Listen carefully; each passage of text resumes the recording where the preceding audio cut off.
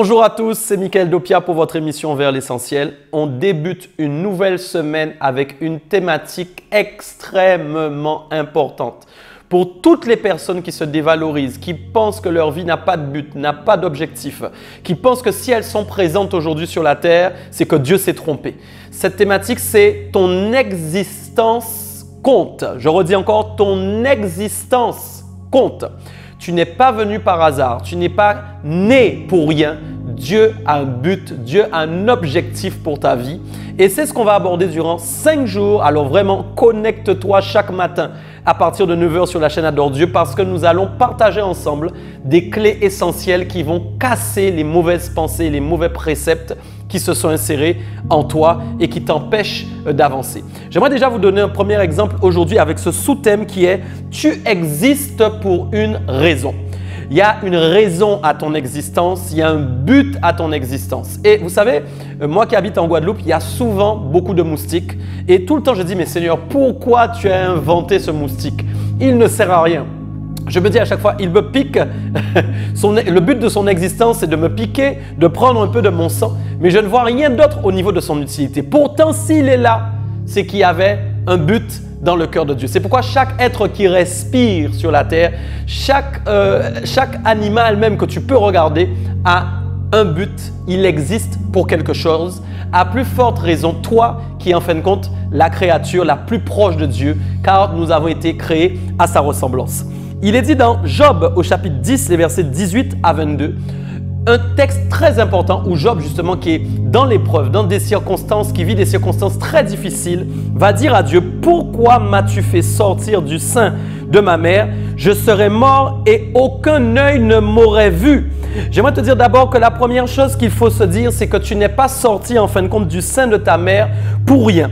Pourquoi? Parce que Dieu avait un but. Il a dit dans Jérémie 1, 4 à 5, « Avant que je t'eusse formé dans le ventre de ta mère, je te connaissais et avant que tu fusses sorti de son sein, je t'avais consacré, je t'avais établi prophète des nations. » Regardez bien quelque chose. Job va demander, va dire « Pourquoi tu m'as fait sortir du sein de ma mère ?» Et il va dire, il aurait préféré qu'il soit mort, préférable du moins qu'il soit mort et que personne ne le voit. Ces deux pensées sont fortes parce qu'en fin de compte, il est en train quelque part de renier sa propre existence, l'utilité du moins de son existence. Et il est en train de dire que même personne même n'aurait eu besoin de le voir, comme si l'état dans lequel on le voyait n'était pas un état qui permettait à quelqu'un d'exister. Il se peut que toi-même tu sois passé par des périodes et des situations extrêmement difficiles où même tu te dis mais tu ne veux pas que les gens te regardent, tu as honte. J'aimerais te dire que Dieu t'a conçu pour un but et pour une raison. C'est pourquoi la réponse se trouve dans le passage de Jérémie que nous venons de dire. Et il va dire une première chose, je t'ai formé. J'aimerais vous expliquer qu'en hébreu, formé veut dire je t'ai destiné, façonné, préparé.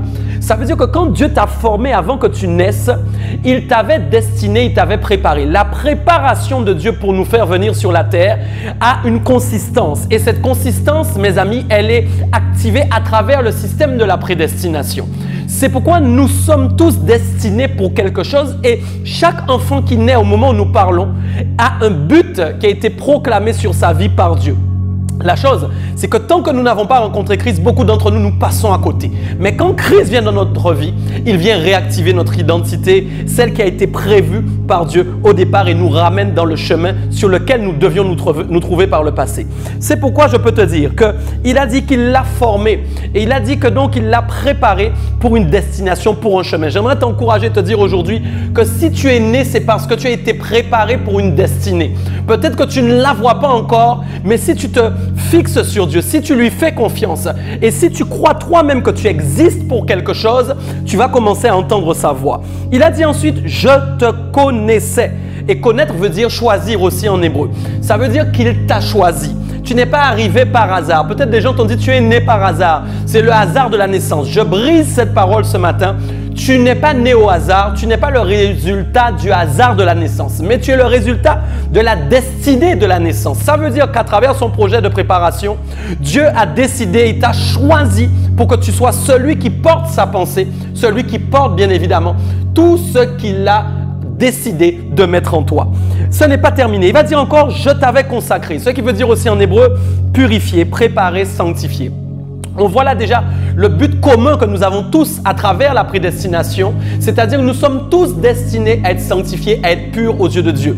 Je suis en train de te dire, peut-être que tu échoues pour l'instant dans le milieu professionnel, peut-être que tu n'arrives pas à te marier et que tout cela te fait croire que ta vie n'a aucun but. C'est faux. Le premier but de ta vie, c'est être agréable à Dieu, être pur, être saint, être consacré, être mis à part, être le reflet de la gloire de Dieu. Ce qui veut dire, tu n'es pas en train de perdre du temps. Non, ta vie n'est pas inutile. À partir du moment où tu es consacré pour le Seigneur, ta vie devient tout de suite utile, même si tu n'arrives pas encore à percer dans d'autres domaines. Mais tu verras que ta sainteté, ta consécration vont t'accorder un moment avec le but de ta vie et tu réussiras dans d'autres domaines. Et ce n'est pas fini, il va dire enfin, quatrièmement à Jérémie, je t'ai établi. Et établi en hébreu veut dire je t'ai placé.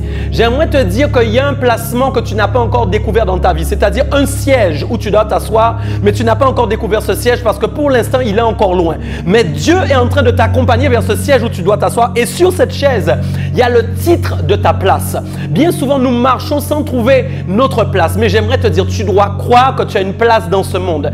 Il y a un lieu, il y a un endroit, il y a une activité spirituelle ou pas, où Dieu veut te placer pour être un témoin, où Dieu veut te placer pour réussir et pour influencer. Alors la première chose que tu dois faire, tu ne dois pas faire comme Job en reniant ton existence.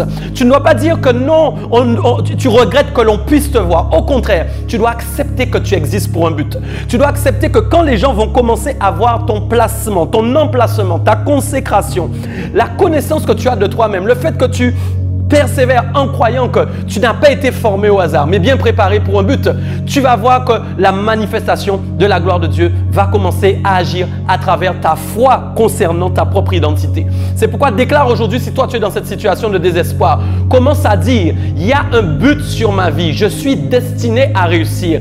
L'Éternel ne m'a pas préparé en vain, mais il a prévu une place pour moi dans ce monde, afin non seulement que j'ai réussi, que j'influence et que j'impacte, et qu'on se souvienne de ce que j'ai réalisé, car l'Éternel m'a conçu pour que je sois l'encre d'une histoire. Et cette histoire va s'écrire, cette histoire va se préparer, cette histoire même va se lire à travers le témoignage que tu vas laisser. Je ne suis pas en train de faire un coaching de motivation, mais je suis aujourd'hui simplement en train de te faire réaliser vraiment, réellement pourquoi tu existes. Dieu a un but pour toi. Alors surtout, n'hésite pas, il marche avec lui. Vraiment, je vous encourage tous. On se retrouve demain pour la suite, pour la deuxième émission de mardi. Et restez pleinement bénis, fixés vers l'essentiel.